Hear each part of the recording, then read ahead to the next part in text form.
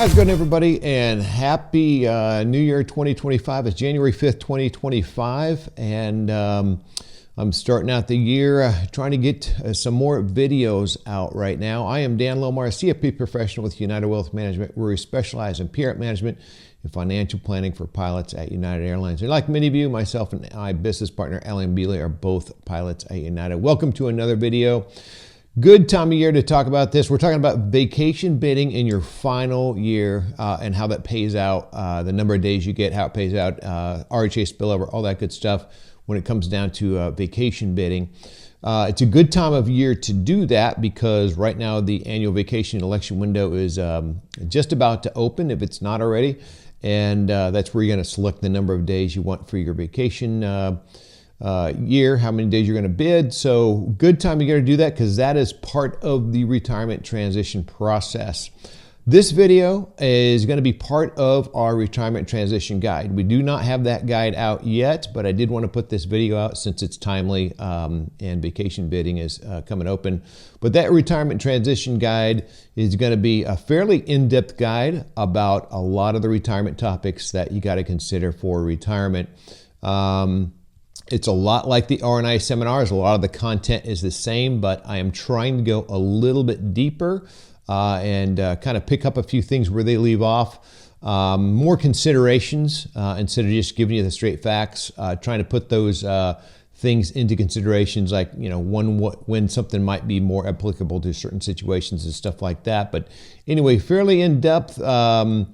And trying to cover everything in here from vacation bidding to Medicare, retiree health accounts, just a whole list of things that you got to think about as you go into retirement. So for right now, let's get into it. We're talking about vacation bidding in the final year payout. By the way, that retirement transition guide is not finalized yet, but it will be. We'll try to have that out as soon as we can. But for right now, let's talk about vacation bidding in your final year of retirement or your final year of work right before you retire and things that you need to take into consideration. So it kind of starts in a way, it starts in December before the year that you retire. And in December, you can do an election so that on your final year payout, the first 21 days of vacation forfeiture or accrued vacation, the first 21 days will pay out either into the PRAP or the RHA. And in December, you can make an election so that you can just choose for that 21 days to go into the retiree health account. And so just keep that in mind. Obviously, that window is already passed right now since we're in January. But keep that in mind as you come up next December on your last year. So if you don't do anything, if you don't make that election, the first 21 days automatically goes into the PRAP, and if the PRAP is already full, then it just goes into the retiree health account, active HRA or RHA, whichever one you have. So if you don't do it and your PRAP's full, it doesn't matter; it flows in there anyway. So that's the thing to think about. That email is sent out as a reminder from the PRAP Service Center. The election is made on the PRAP website.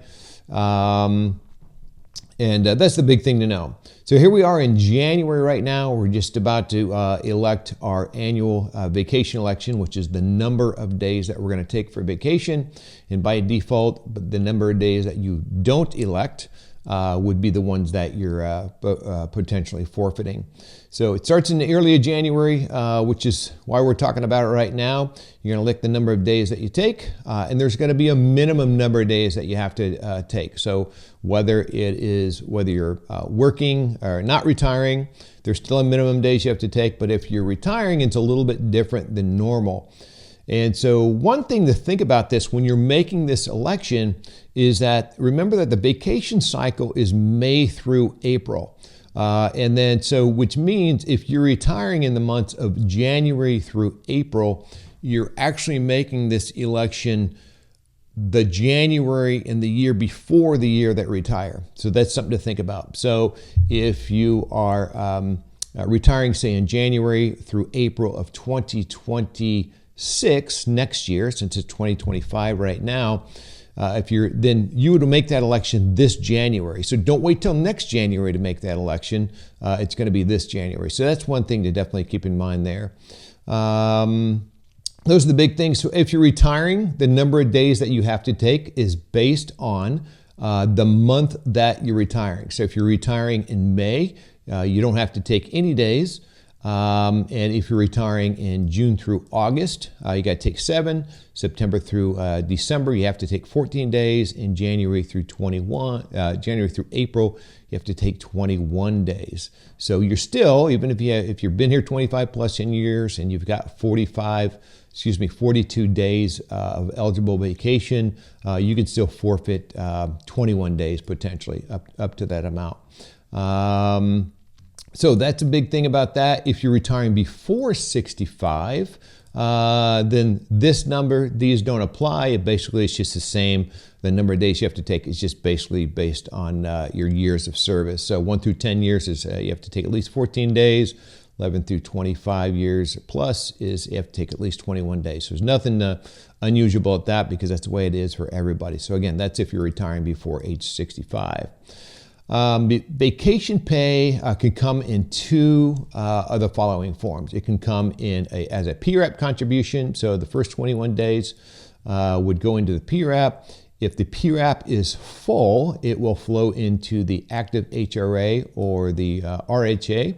And again, it will flow in there automatically if you made that election in December, the one I was talking about. So those are where the first 21 days of forfeited vacation days go, and then the rest will pay out in your final paycheck. And here's another thing that's interesting, a lot of people don't realize, is vacation retirement pays out from 2 different sources. So one, it pays out in the days that you're forfeiting. So if you bid it in January and say you're going to retire in September, you're going to bid a certain number of days that you're forfeiting in that vacation cycle. But at the same time, from May through September, you're still accumulating days. So you're going to have to give those up because the days that we accumulate will apply into the following vacation cycle. So just kind of keep that in mind. Vacation pays out in arrears.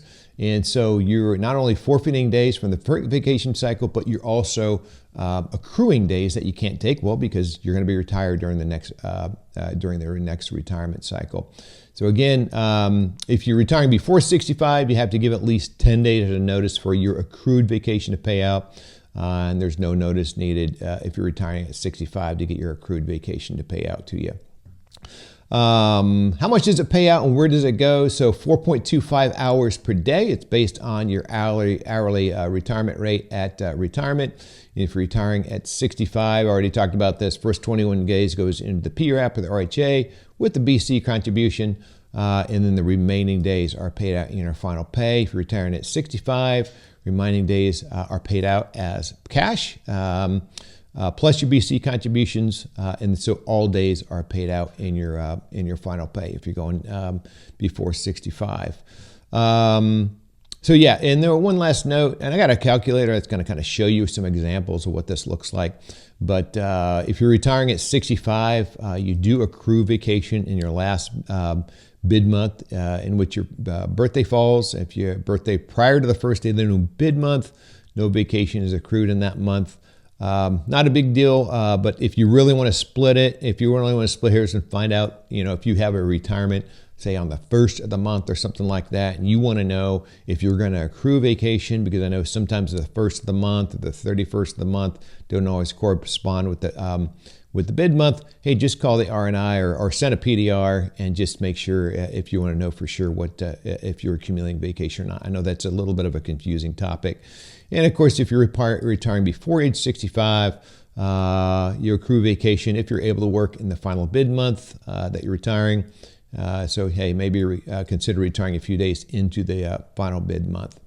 That's the big picture of what it is. Let's show you a couple. I got a calculator here, of course. I'm a spreadsheet geek, so this kind of show you an example of what things look like. So you say you're retiring at 65. You're going to retire. So this is I'll show you 2 extreme examples. You're retiring the first month of the vacation cycle, and then we'll do it on the last month of vacation cycle. You're retiring in May. So we'll do that. You are, say you have 25 plus years of service. You have borrowed no vacation. So we're going to assume no vacation borrowed here. So you are eligible for 42 days of vacation in the vacation cycle that starts in that May. You're required to bid 0 right here. And so let's just say we elect 0, and most people probably would, because most people, the month they retire, aren't going to take a week of vacation since they're about to go on vacation for a long time. So you're eligible to forfeit 42 days, basically by not taking this. Since you're working 1 month into the vacation cycle, you're going to accrue 4 days. Okay, and again, because you're accruing days towards the vacation cycle in which you will be retired. So you accrue those. So the total number of days that will go towards your final payout will be 46. Let's just say you're a 767 captain, $398.34 per hour. Vacation pays at 4.25 hours per day. So one vacation day equals $1,693. So let's come down here. Let's see what the math looks like. Okay, 46 days is what you're giving up. 21 days goes into the PRAP or the RHA. That's what that amount is. You have 25 days remaining that are going to pay it in your final pay. That final paycheck, in addition, will be $41,477. That's gross, so that's before taxes, plus a BC contribution of a little over $7,000. So your final total benefit payout into both your final pay and the RHA and the PRAP would be a little over $84,000. Let's look at another example to show you the difference if you're retiring at the end of the pay cycle. So the very last possible month is going to be April. Again, because that's the last month before the vacation cycle starts. You got 25 years, no days borrowed. You're eligible for 42 days. It says you must bid 21 days here, okay? So because you're retiring late in the vacation cycle, so your minimum is you have to bid 21 days. So we're going to change this, and we're going to bid 21 days. And so that means out of the 42, you got 21 days that you're going to forfeit. Your days accrued, because you're working a full vacation cycle, those days, again, you won't be able to take that in the next vacation cycle. So you're going to be retired. So you're accruing 42 days of vacation during that year. So your total payout is going to be based on 63 days of vacation. Again, same hourly rate, 4.25 hours per day, $16.93. Total days forfeited or accrued, 63. 21 goes into the PRAP. You've got 35,000 again goes into the PRAP or the RHA. You have 42 days remaining to be paid out. So gross pay and your final payout, $71,104. So pretty good chunk of change there, plus a BC contribution, and then so total payout, total benefit payout for forfeited and accrued vacation is $118,743. So that's everything that goes into the PRAP and plus what gets paid out in your final pay if you add all that stuff up. Pretty good benefit right there. Anyway, that's it. I hope that makes sense. I'm sure I pointed out a few things that you may not be aware of, because as I've gone through this with my own clients before, they don't realize they're accruing vacation. They don't realize sometimes, hey, that election has to be made in December before they retire if they want to do that, depending on what their RJ balance is and stuff like that. And then also keeping in mind that the big one also is that if you're retiring in January, through April, then you're actually bidding for that. That's the end of the vacation cycle. So you're actually doing that in the January before the year that you're retiring. Those are the big things. Appreciate you tuning in. Thanks for the positive feedback. We will have the retirement transition guide out as soon as we get things polished off in it. And then if you want a copy of that, just contact us through our website, and we'll put you on the email list for that also. And I think that's it. Hey, thanks again for tuning in, your positive feedback. Till next time, fly safe.